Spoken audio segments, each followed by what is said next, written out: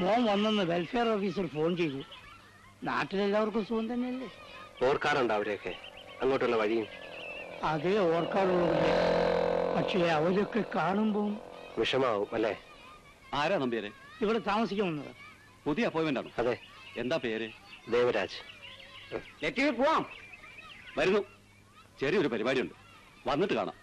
തൊട്ട കോട്ടേഴ്സിലാണ് താമസിക്കുന്നത്. അതേ ഉള്ളൊരു കുഴപ്പം. എന്താ? പറഞ്ഞു കൊടുക്കും നമ്പ്യാരെ. രാഘവൻ വന്നില്ലേ? അവനെത്തിക്കോളും.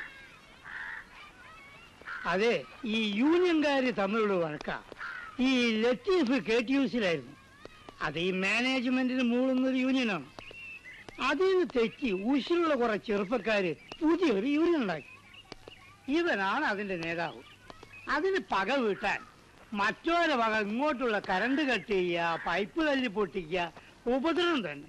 ഇതൊക്കെ ഒരൊറ്റ ലൈനാണ്. ഇത് നമുക്കും ബാധിക്കും. മറ്റൊരു മഹാ കച്ചർ പാർട്ടിയാ.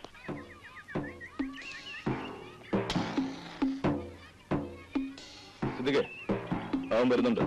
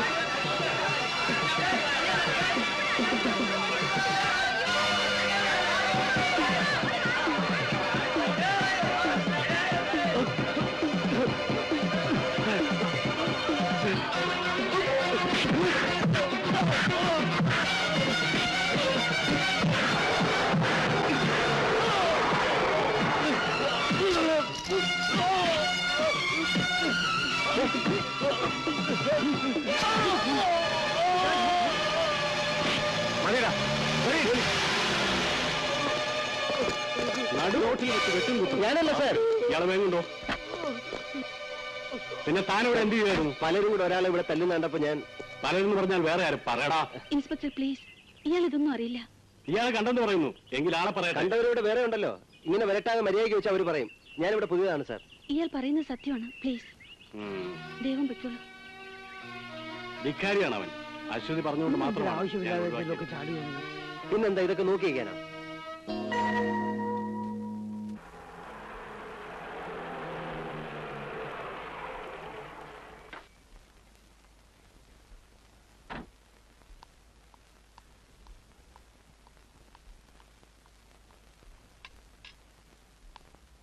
അഞ്ജു, ഫാക്ടറിയിൽ ഒരാളെ പരിക്കേറ്റ് ഇവിടെ കൊണ്ടുവന്നില്ലേ?